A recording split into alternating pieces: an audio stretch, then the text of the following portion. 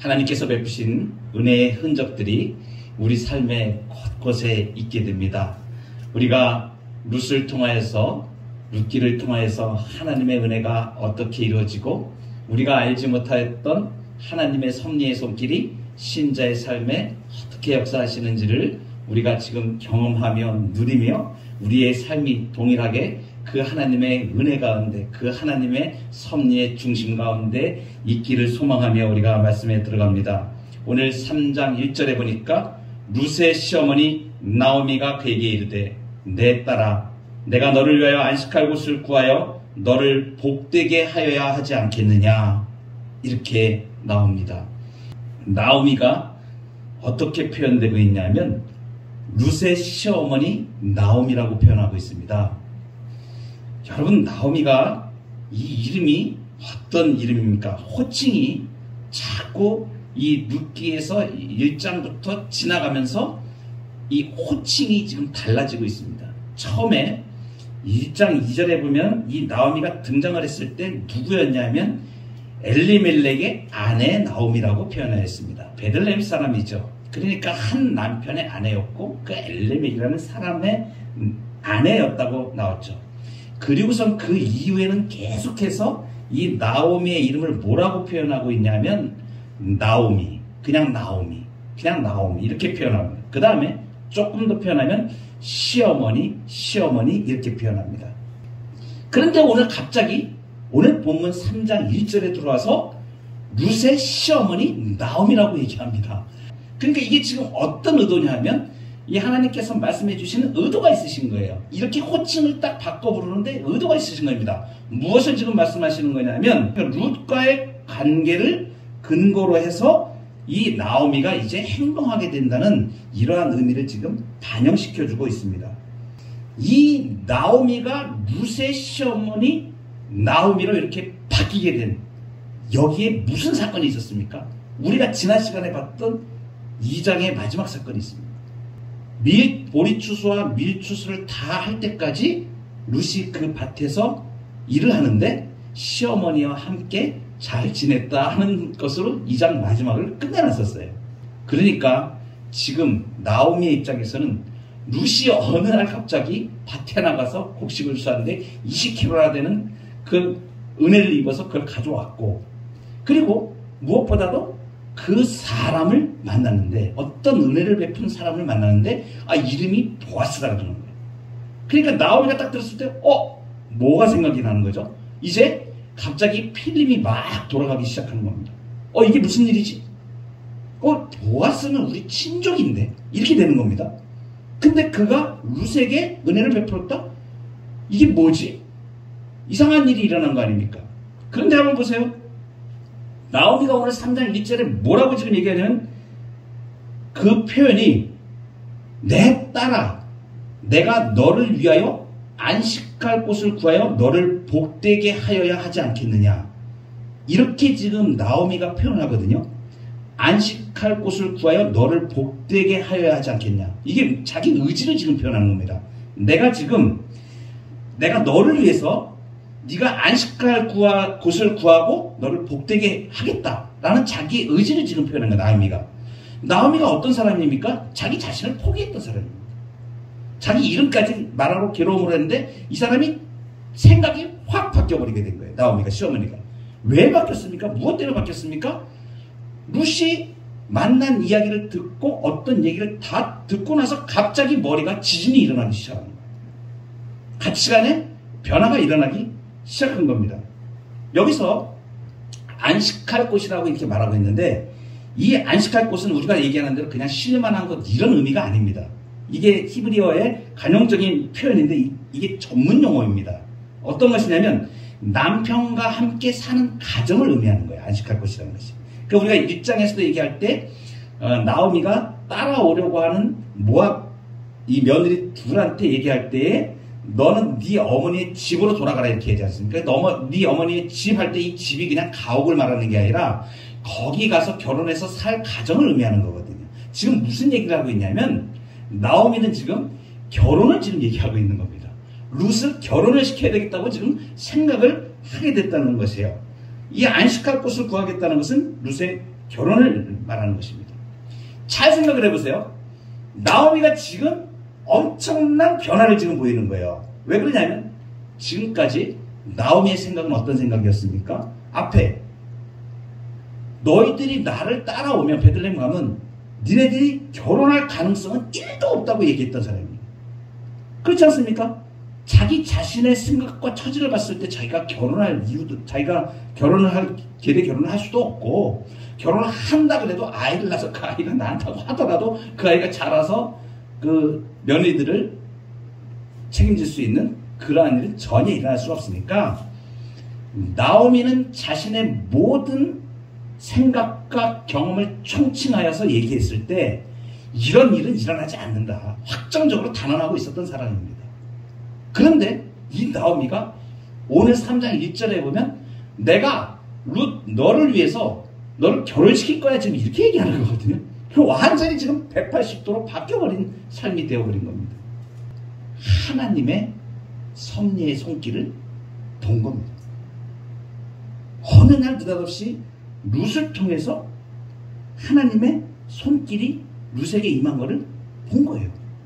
보아스가 한 번만 단회적으로 그냥 룻에게 그냥 어떻게 얘기해 본 이런 게 아니라 지금 지속적으로 룻의 안전을 보장해주고, 그리고 지속적으로 그 보아스의 밭에서 먹을 수 있는 것을 다 허락해 준 것을 보여준 겁니다.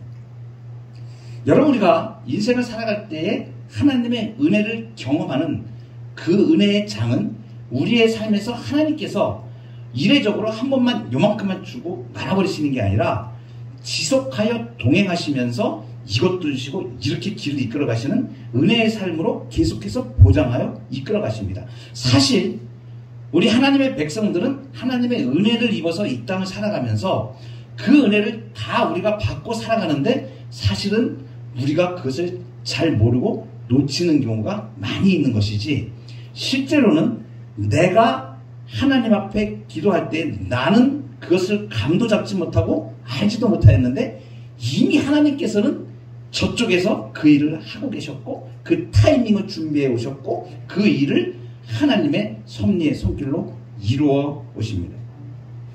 우리는 나오미와 같이 절대 불가능한 것처럼 느낄 때가 많습니다.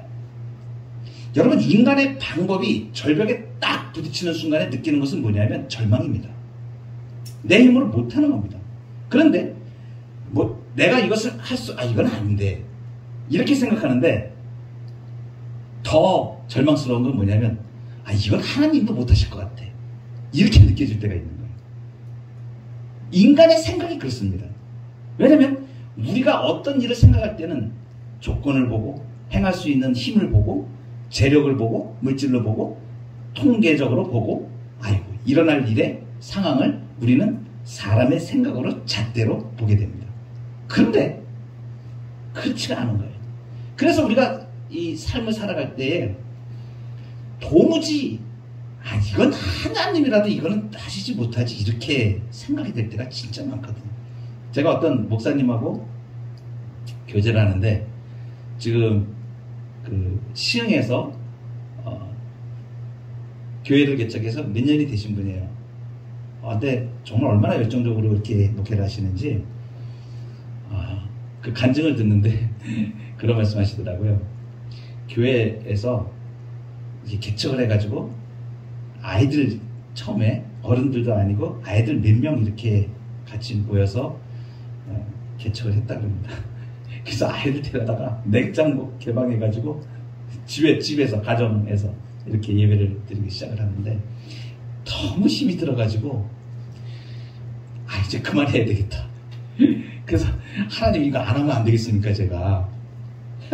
그렇게 하고서 깊이 기도하고 막 그러고 있는데 예배를 드리는데 조그만 아이가 헌금을 봉투에다가 이렇게 한 겁니다. 이 뭐야 그래서 이게 봤더니 건축 헌금 1,000원. 아이가 목사님이 이걸 보면서 자기는 건축 헌금 이런 거 얘기한 적이 없었다는 거예요. 아이들한테 무슨 건축 헌금 이렇게 얘기하는 뭐가 있어요. 근데 그 아이가 건축 헌금 1,000원을 하는데 그걸 붙잡고선 그 목사님이 허금 울었다 그러더라고.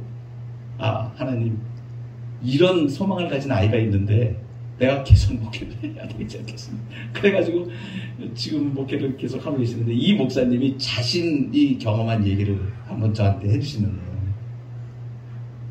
목회를 하기 전에, 이제 신학을 하기 전에 사업을 했답니다. 그래서 이제 뭐 이렇게 카센터도 해보고 뭐 몇 가지 일들을 해서 뭐 카 인테리어인가 뭐 이렇게 관계된 그런 일들을 이렇게 하다가 이게 말아먹었답니다. 그래가지고 빚을 지게 돼가지고 자신의 능력으로는 해결할 수 없는 돈에 빚을 지게 된 거예요. 그래가지고 너무 힘이 들어가지고, 근데 기도를 하는데 그런 생각이 들더랍니다. 이게 인간적으로 생각할 때 이게 망하고 이게 도무지 자기 힘으로 해결할 수 없으니까 이건 하나님도 못하신다. 이건 하나님도 못하실 거야. 이런 생각이 들더랍니다. 그러니까 우리가 어떤 절벽에 딱 부딪히면 절망스러울 때는 그런 생각이 드는가 봐요. 그래가지고 이 목사님이 하나님 앞에 기도하면서 약속을 했답니다. 하나님, 이거 하나님도 못하시잖아요. 근데 이거 하나님 이거 하게 하시면 그때는 제가 하나님 나라를 위해서 온전히 살라는 뜻을 알고 제가 신학교로 가겠습니다. 이렇게 서원을 했답니다. 그리고 나서 얼마가 지났는데 어떤 그 건축업을 하시는 어떤 장로님을 만나서 그분과 같이 일을 하면서 이게 회복이 돼버린 거예요. 그 빚을 갚기 시작하는데 한 방에 이게 막 갚아지는 겁니다. 그래 빚을 갚고 오히려 돈을 많이 벌어서 뭐 몇 억이 딱 이렇게 손에 이렇게 쥐어지는 그런 상황이 되었는데, 그때 생각이 딱 들더랍니다. 아, 내가 하나님을 사랑했을 때 이거 해결되어지면 이건 하나님도 못하실 것 같은데 이거 해결되어지면 내가 신학교 간다 그랬는데, 그래 하나님 내가 조금 이따 갈게요. 이거 가지고 조금 이렇게 좀 또 확보 좀 해놓고 그러고 난 다음에 갈게요. 그랬더니 웬걸 그때부터 다시 돈이 줄어들기 시작하더라고요. 그래서 아차 싶어가지고 거기서 결심하고 그때부터 신학을 했었다고 이렇게 말을 합니다. 여러분, 우리가 나오미를 볼 때 나오미가 절망하고 자기 자신을 갖다가 포기하고 정말 그 상황에서는 하나님도 정말 어떻게 하실 수 없는 것 같은 그러한 삶의 문제 앞에 우리 인생이 봉착한다는 사실을 말해줍니다.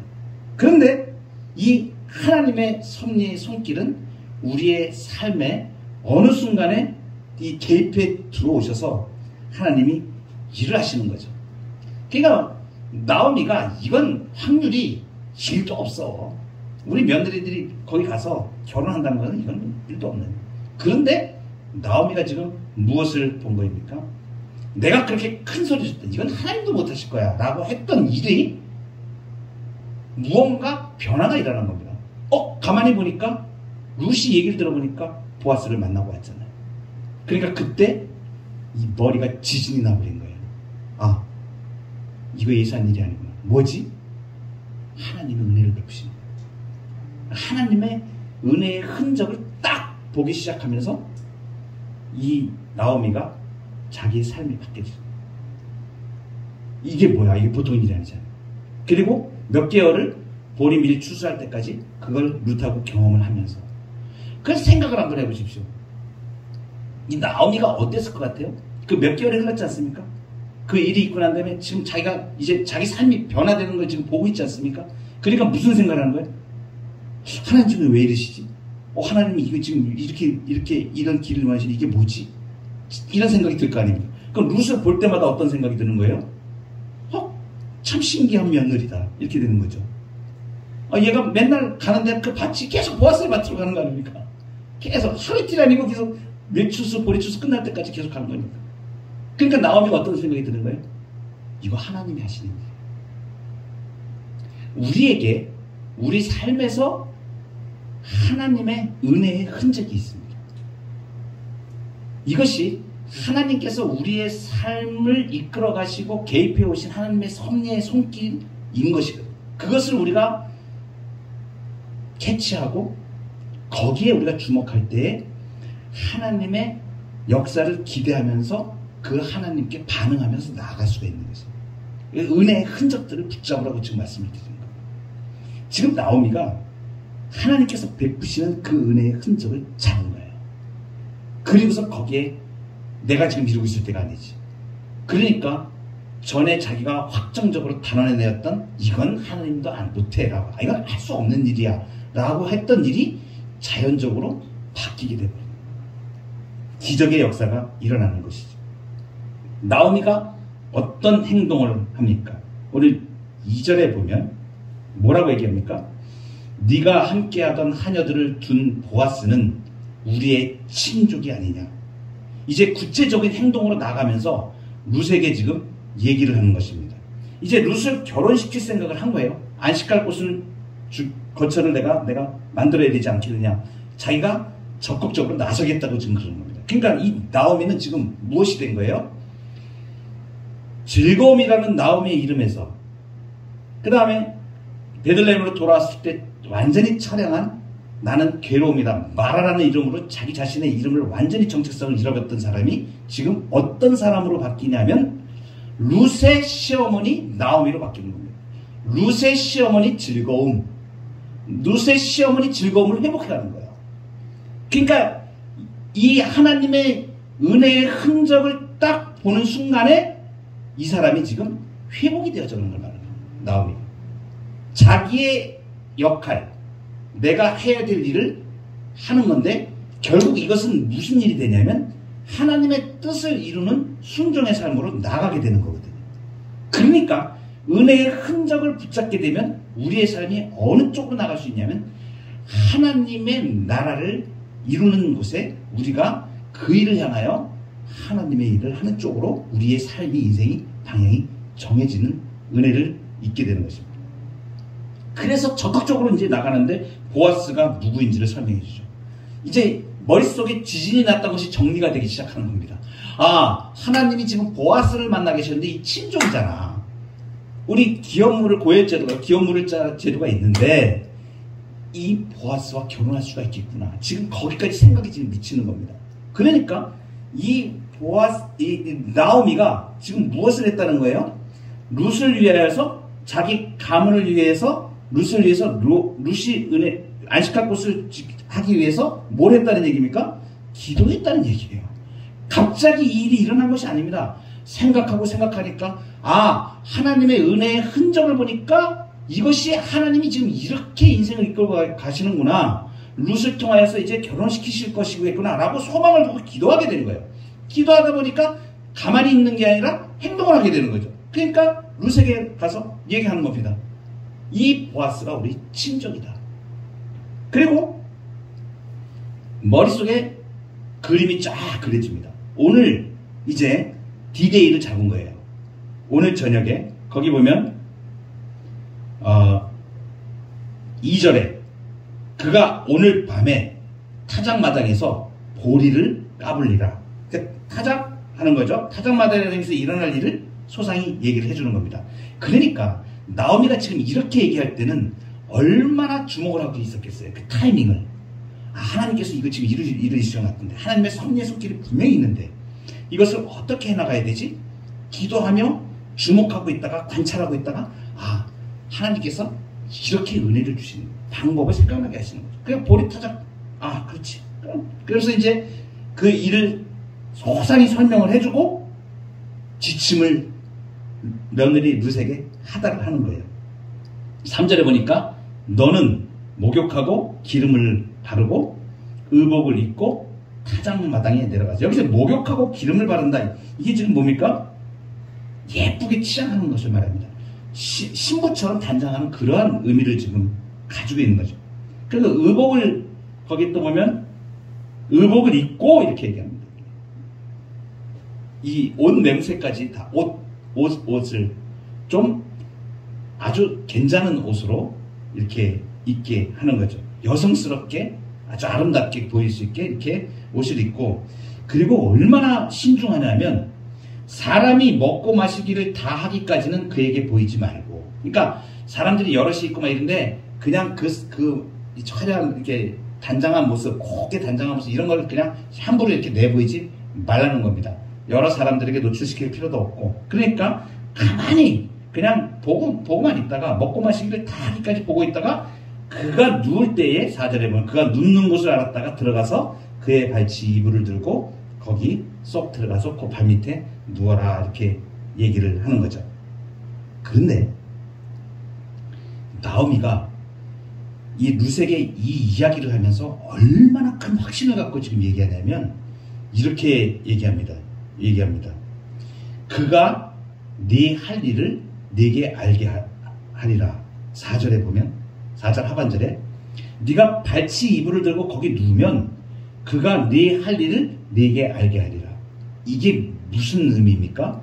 지금 나오미는 룻에게 이 지시를 하면서 이제 단장을 하고 그래서 보아스가 가서 눕는 곳에 그 발치에 가서 룻이 눕게 하는 겁니다.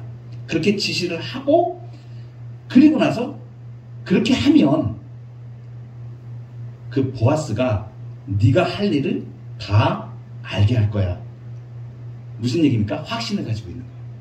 보아스가 어떻게 대응을 할지를 지금 그러니까 이 나오미는 이 하나님의 은혜의 흔적을 딱 붙잡고 계속하여 추적하면서 기도하면서 그 일을 진행하면서 룻에게 이 지침을 내게 할 때는 하나님께서 이 길을 인도하시겠구나라는 확신 가운데 지금 나가고 있는 것을 보여주고 있습니다.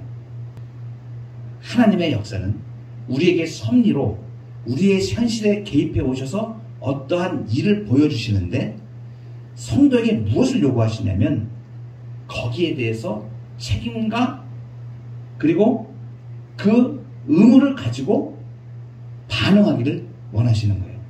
그래서 하나님께서 이 땅의 삶에 성도의 삶을 이루시는 구원의 역사는 어떻게 이루어지냐면 하나님 50% 내 사람 50% 이게 아니고 전적으로 하나님의 100%의 하나님의 작정과 섭리에 따라 그리고 전적으로 거기에 인간이 반응하는 100%가 합쳐진 거예요.